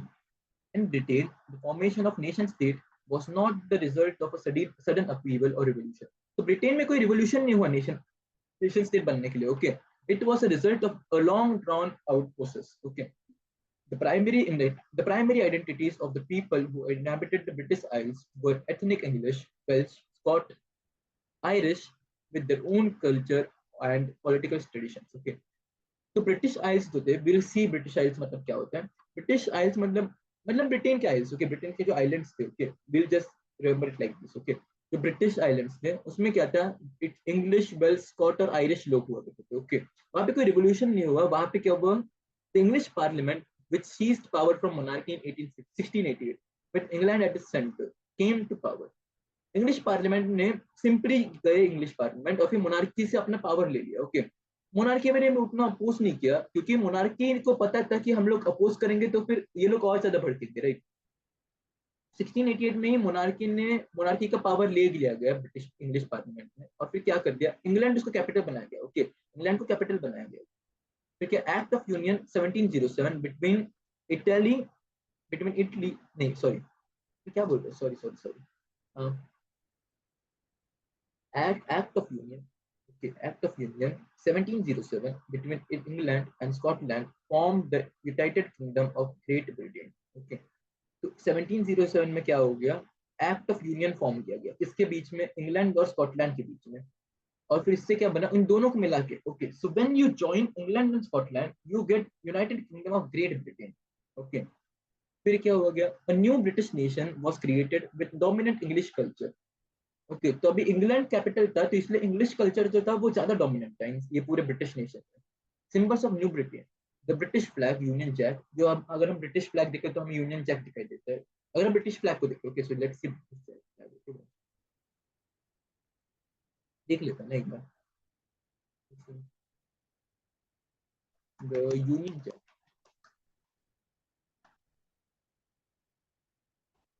सो ये देखो, ये यूनियन जैक। ओके, इसको यूनियन जैक कहा गया है। तो yes, a British nation was created with dominant English culture. The symbols of New Britain were the British flag, British Britain का एक नया flag था, फिर national anthem था, God Save Our Noble King, and the English language were actively promoted and older nations survived only as subordinate participants. तो फिर पर problem क्या हो के, ये लोगों ने एक यूनियन फॉर्म किया था, राइट, एक्ट ऑफ यूनियन में इंग्लैंड और स्कॉटलैंड साथ में आए थे, right.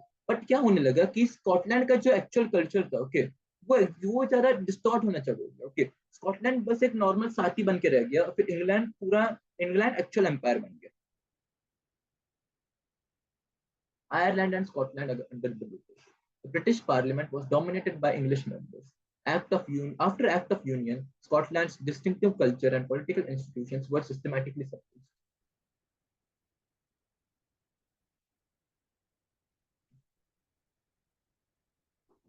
The Catholic clans in the Scottish Highlands suffered repression when they demanded for freedom.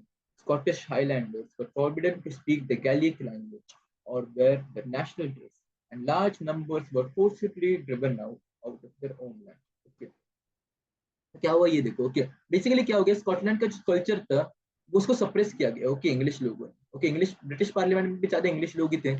The Catholic clan, जो भी कैथलिक लोग थे, ओके, स्कॉटलैंड में, स्कॉटिश हाईलैंड्स मतलब स्कॉटलैंड के हाईलैंड्स में, हाईलैंड्स मतलब क्या, ऊपर वाले टेरिटरीज। ओके, मतलब माउंटेन के ऊपर जो रहते हैं हाईलैंड्स, उसके ऊपर। ओके, तो उसमें क्या हो गया, उन्होंने जब भी फ्रीडम का डिमांड करने लगे, कैथलिक लोग जब भी फ्रीडम डिमांड करने लगे, ओके, तभी उनको सप्रेस किया गया। ओके, उनको ये भी अपनी गैलिक लैंग्वेज बोलना भी अलाउड नहीं था, फिर नेशनल ड्रेस पहनना भी अलाउड नहीं था। ओके, जो भी लोग ये सब करते थे ना, जो भी लोग क्या करते थे, प्रोटेस्ट करते थे, उन सबको फोर्सिबली बाहर निकाला गया स्कॉटलैंड से। Okay, Ireland was divided between Catholics and Protestants. Okay, the English helped Protestants of Ireland to establish dominance over the Catholic majority Ireland.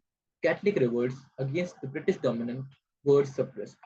Okay, तो ब्रिटिश जो थे वो प्रोटेस्टेंट के, ब्रिटिश में क्या होता है, okay let's see this. Okay, in Christianity there are two schools. Okay, there is Catholics and there are Protestants. Okay, तो क्या हो गया, जो इंग्लैंड है, ओके, इंग्लैंड में कैथलिक लोगों का राज है, इंग्लैंड में प्रोटेस्टेंट्स का राज है।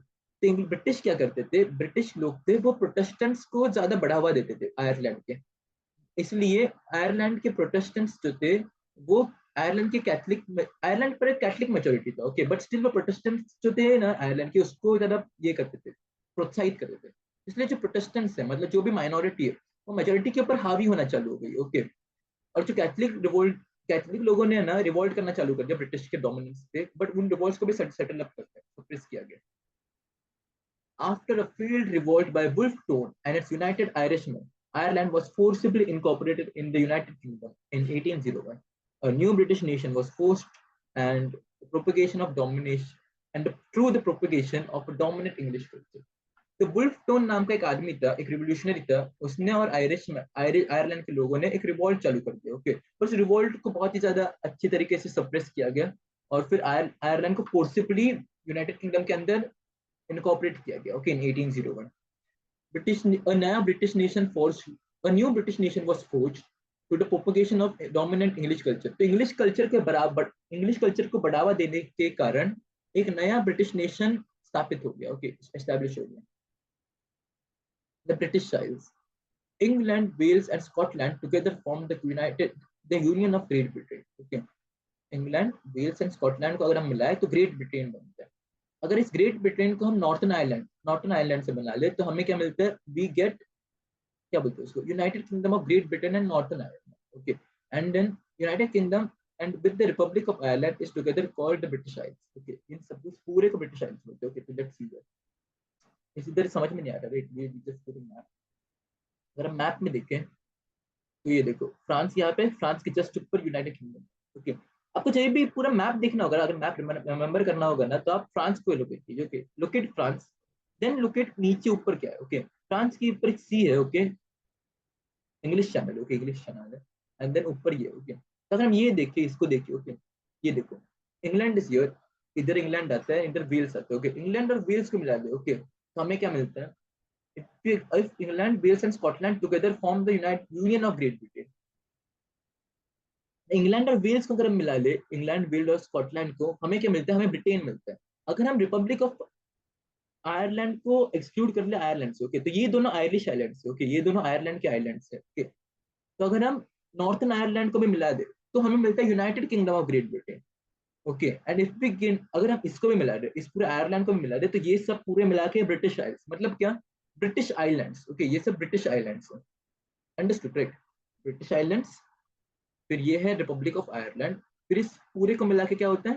United Kingdom of Britain and Ireland. अगर हम इस नॉर्थन आयरलैंड, अगर हम नॉर्थन आयरलैंड को हटा दे तो हमें क्या मिलता है? United kingdom. अगर हम यूनाइटेड किंगडम के अंदर भी जाके देखें तो हमें क्या मिलता है? वेल्स, इंग्लैंड और ऊपर स्कॉटलैंड मिलता है। Understood, right? राइट, नेक्स्ट क्या? बस थोड़ा सी बात किया, थोड़ा सी बात, जस्ट थोड़ी बात। Europe in late 19th century.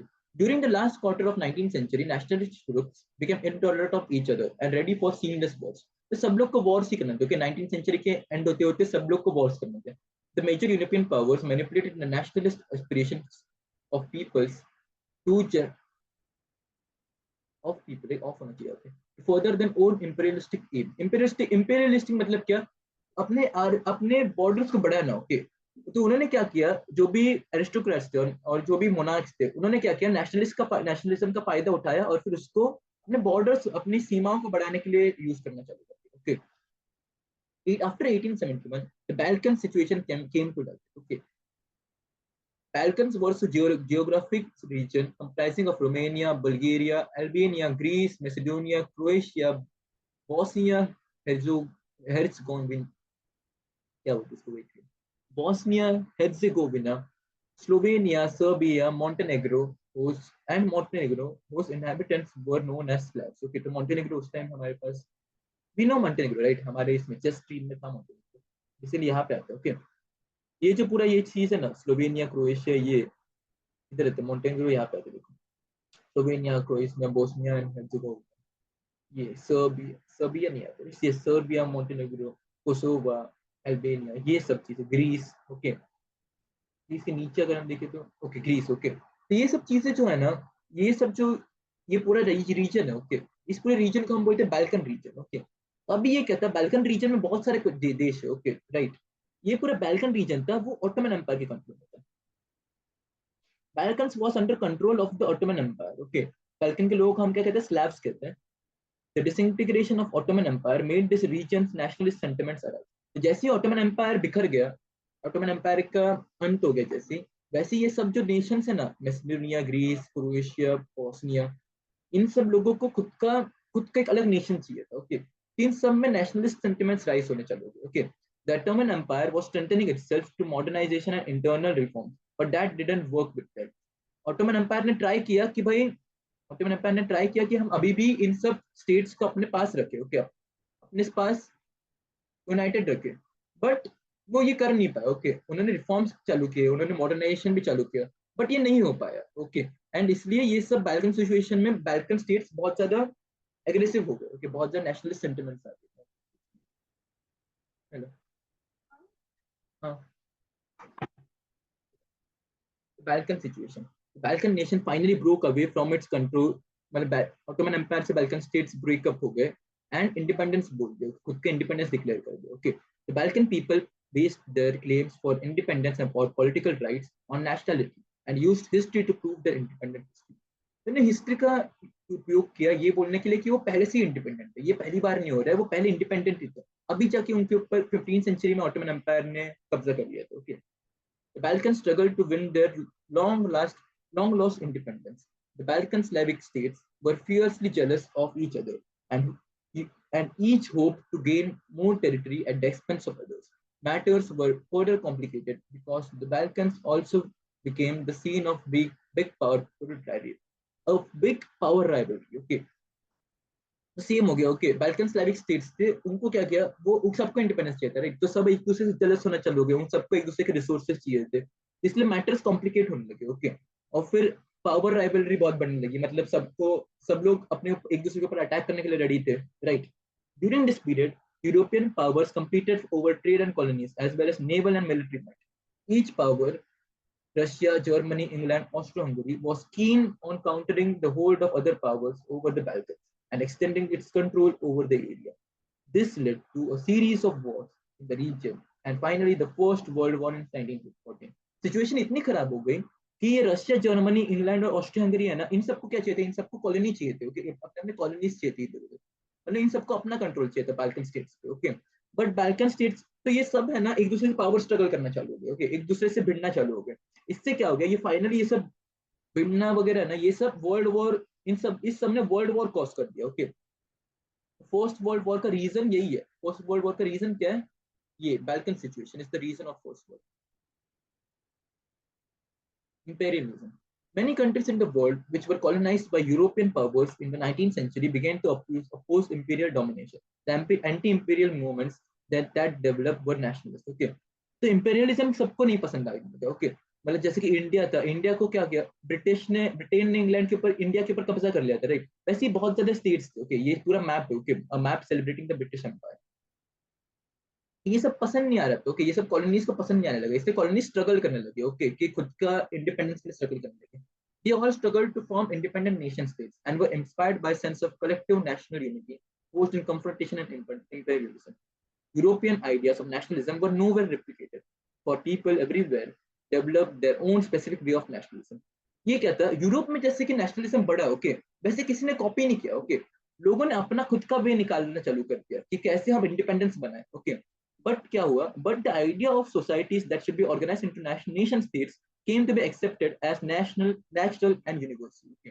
But सब लोग यही मान रहे थे कि खुद की एक नेशन स्टेट होनी चाहिए, एक पूरी नेशन स्टेट होनी चाहिए जिसमें सिर्फ हम सब लोग एक कलेक्टिव वे में सोचें, जहाँ पे सब लोग एक यूनाइटेड वे में सोचें। Visualising the nation, this is the final topic. हम ये देखेंगे कि नेशन को विजुअलाइज कैसे किया जाता है, लोग कैसे ये पहचाने कि ये हमारा नेशन, लोग कैसे नेशन के ऊपर यूनाइटेड बने। The female allegory. Okay. Nations were then portrayed as female figures. The female form that was chosen to personify the nation did not stand for a woman in real life. Rather, it gave the abstract idea of nation in concrete form. That is, the female figure became an allegory of the nation. Allegory मतलब क्या? Visual representation. Okay. तो तभी क्या होने लगा, Nations को है ना फीमेल फिगर्स ने रिप्रेजेंट करना चालू कर दिया, जैसे कि फ्रांस को मैरी एन ने रिप्रेजेंट करना चालू कर दिया, जर्मन को जर्मेनिया ने, जैसे कि हम भारत को भारत माता के रूप में देखते हैं, वैसे ये सब चीजें ये लोग भी अपने अपने इसमें देखते हैं, okay. Ideas such as liberty, justice, and republic were represented through specific objects and symbols. Okay, the attributes of liberty. Okay, तो लिबर्टी, जस्टिस एंड रिपब्लिक जैसे आइडियाज है ना, उनको एक सिंबलिज्म किया गया, उनको स्पेसिफिक सिंबल्स रिप्रेजेंट कर liberty are the red cap, liberty को रेड कैप से रिप्रेजेंट किया और ब्रोकन चेन से, ओके। लिबर्टी मतलब क्या होता है, लिबर्टी मतलब फ्रीनेस, ओके, फ्री होना, ओके। तो उसको कैसे रिप्रेजेंट किया करना चालू हो गए वो लोग, रेड कैप से, ओके, मतलब लाल टोपी से, या फिर ब्रोकन चेन से कि लोग चेन तोड़ के बाहर निकले, या फिर while justice is generally a blindfolded women carrying a pair of weighted weighing scissors, okay. जैसे कि हम जस्टिस का सिंबल तो वो होती है, देखो एक वुमेन होती है जो बंधी आंख पे पट्टी बंधी हुई बंदी। कानून का सिंबल क्या होता है? कानून के आंख पे आंखें बंधी हुई है, तो बेसिकली वही है right. Basically there is a women, women के ऊपर एक ब्लाइंडफोल्ड लगाया हुआ है और उसके ऊपर विंग्स थी यहाँ पे, ओके, जिसमें वो लोग वो जस्टिस को टोल रही है। In France, Marianne Marie a popular Christian name, showed the idea of people's nation. Her characteristics were liberty and republic, the red cap and the tricolor, the the coquette. Okay, coquette, tricolor और red cap पहनी हुई Mary N रहती है। Okay, दिल से coquette मतलब क्या रहता है, ये होता है कि मैं इससे दिखा देता हूँ, अब मैं दिखा देता हूँ। आई जस्ट होप कोई गलत चीज ना आ जाए, please please please. Okay, right ना, ओके एग्जैक्टली। coquette मतलब ये होता है, ओके, तो बेसिकली एक रिबन होती है, ओके, एक रिबन, जैसे कि ये देखो, ये राजा है, किंग, राइट, तो किंग के ऊपर क्या है, एक रिबन है, राइट। इस रिबन को क्या बोलते हैं, कॉकेट बोलते हैं।